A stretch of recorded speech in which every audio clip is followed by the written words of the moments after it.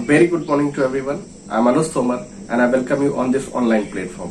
Dear students, in yesterday's class we have seen the brief introduction of the writer of Rat Trap, and apart from it we have seen the main characters came in this story and the brief introduction of the chapter. और आज की class में हम लोग शुरू करेंगे इसकी summary को, तो आइए शुरू करते हैं। समरी ऑफ द चैप्टर में देखेंगे the rat trap peddler and his thoughts about the world, यानी कि जो रैट ट्रैप पैडलर है वो इस दुनिया या इस संसार के बारे में क्या सोचता है, क्या उसकी सोच है, क्या उसकी थिंकिंग है। तो इसमें देखिए है once upon a time there was a vagabond. Once upon बहुत समय पहले की बात है। वेगाबॉन्ड, वेगाबॉन्ड का मतलब होता है घुमंतु। कोई भी आदमी जिसके पास कोई पर्टिकुलर काम नहीं होता है उसको वेगाबॉन्ड कहते हैं, घूमने वाला। तो एक घुमंतु आदमी था या आवारा आप कह लीजिए, who went around selling small rat trap, जो कि रैट ट्रैप बेचा करता था। रैट ट्रैप क्या होता है, जिसमें चूहे पकड़े जाते हैं या चूहेदानी आप कह लीजिए, तो वो बेचा करता था। He made them from the material he got by begging, और चूंकि वो बहुत ज्यादा गरीब था तो वो जो भी उसको मिल जाता था, किसी घर में गया, मान लो कोई चीज मांगा, तो उसको जो मटेरियल मिल जाता था उसी से वो क्या बनाता था, वो ये रैट ट्रैप वगैरह बना लेता था।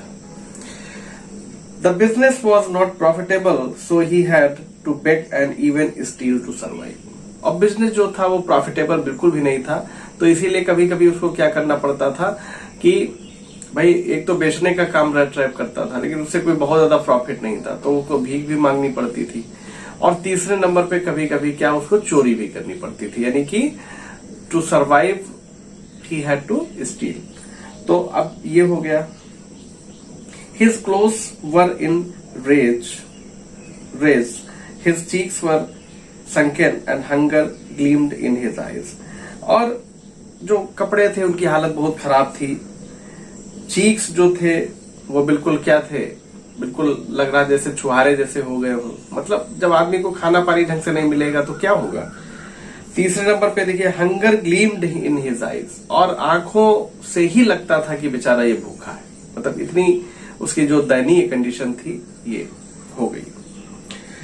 While he was engrossed in his thoughts about Rat Trap, one day a very amusing thought came to his mind that the world was a big rat trap। और वो rat trap जो है वो बना ही रहा था या उसको प्रिपेयर कर रहा था, तभी उसके मन में एक विचार आया कि भाई ये पूरी दुनिया जो है ये rat trap है। अब उसने ये बहुत एक वर्सटाइल एक सोच उसके अंदर डेवलप हुई और उससे यह विचार आया। It offered comforts and joys just like the rat trap. और जैसे रैट ट्रैप जो है वो क्या करता है, जब चूहा आता है और फंसता है उसमें, तो उसको लगता है कि सबसे बढ़िया चीज यही है और यहाँ जाके हम अपनी भूख भी मिटा सकते हैं, है नहीं, और बढ़िया से रह सकते हैं। लेकिन क्या ऐसा होता है? बिल्कुल नहीं। Just like the rat trap offered चीज एंड पोर्क। चीज का मतलब क्या होता है? चीज तो आप जानते ही हैं। और पोर्क का मतलब होता है जैसे मांस का टुकड़ा हम रख देते हैं, और कोई भी जैसे जंगली जानवर या इस तरह क्या होता है, वो आता है और उसको लगता है कि यार बहुत आसानी से चीजें उसको मिल गई। As soon as a rat was tempted to touch the bait it trapped him.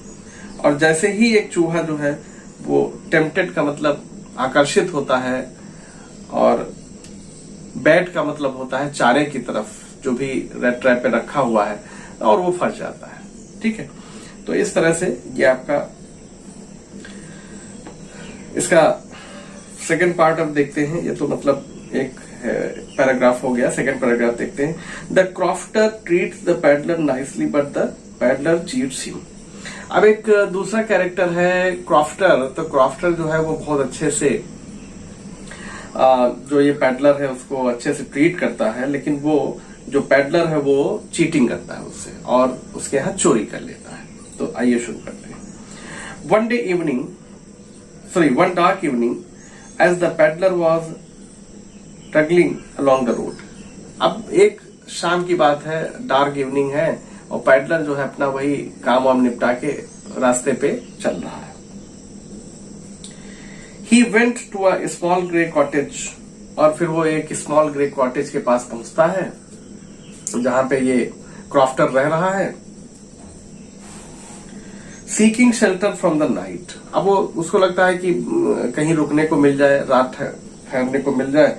The owner who had once been a crofter not only invited him, owner जो है वो क्रॉफ्टर रहा है पहले, मतलब क्रॉफ्टर का मतलब दो मीनिंग यहाँ पे होती हैं। एक तो खेतों में जैसे मतलब जो अनाज का काम करते हैं, बिजनेस भी आप कह लीजिए, और जो या फिर कहीं कोई फैक्ट्री वगैरह में काम करते हैं। तो जो क्रॉफ्टर था उसने इसको इनवाइट ही नहीं किया, but was happy to get someone to talk to, और बहुत ज्यादा खुश हुआ कि चलो कोई तो मिला बातचीत करने के लिए, और उसका वेलकम किया और कहा कि आइए आपका स्वागत है। The crofter who had no wife और चिल्ड्रेन, अब क्रॉफ्टर जो है उसके कोई परिवार नहीं है, ना बच्चे हैं ना बीवी है। Was very talkative and shared much about himself with the peddler, और बहुत ज्यादा टॉकटिव है और बहुत सारी चीजें उसने शेयर कर दी जो कि नहीं करनी चाहिए थी, और सारी अपनी जो सेविंग है और पूरी इंफॉर्मेशन ही gave all the information related to his life, और वो जो सेविंग वगैरह है वो भी बता दिया। He informed the peddler that during his days of prosperity he worked at the रैमजो आयरन वर्क्स, और उसे बताया कि रैमजो आयरन वर्क्स में वो काम करता था, ये भी बता दिया। Now his cow supported him, अब जो है उसका जो सहारा है जीने का वो काऊ है, काऊ का वो मिल्क बेच के जो है गुजारा करता है। He even share the fact that he had earned 30 kronor by selling the cow's milk, और ये भी बता दिया कि 30 क्रोनोर्स जो है उसने जो है इकट्ठा कर लिए हैं। ये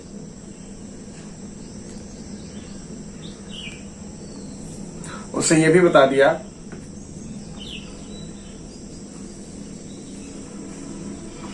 he even shared the fact that he had earned 30 kronor by selling the cow's milk, और ये भी बता दिया कि काऊ का मिल्क बेचने के बाद 30 क्रोनोर्स उसने इकट्ठा कर लिए हैं।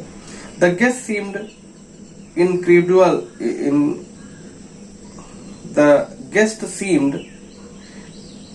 इनक्रेडुलस, अब जो गेस्ट है वो उसको विश्वास नहीं होता है, इनक्रेडुलस है। So the crofter showed him the money, तो वो पैसा भी दिखा देता है कि भाई देखिए ये मेरे पास इतना पैसा है। Also revealing where it was kept, ये भी दिखा देता है कि भाई कहाँ रखा है। Next day both left the cottage at the same time, और अगले दिन जो है वो दोनों घर एक साथ छोड़ देते हैं। But half an hour later the peddler return, और आधे घंटे बाद पैडलर वापस आता है।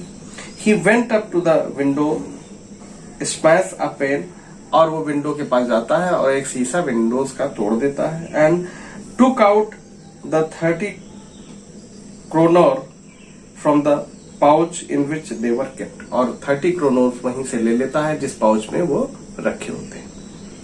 तो इस तरह से आज का एपिसोड हम लोग यहीं वाइंड अप करते हैं, और नेक्स्ट हम लोग इस स्टोरी को कंटिन्यू करेंगे। Thank you for watching this video. Thank you, have a great day.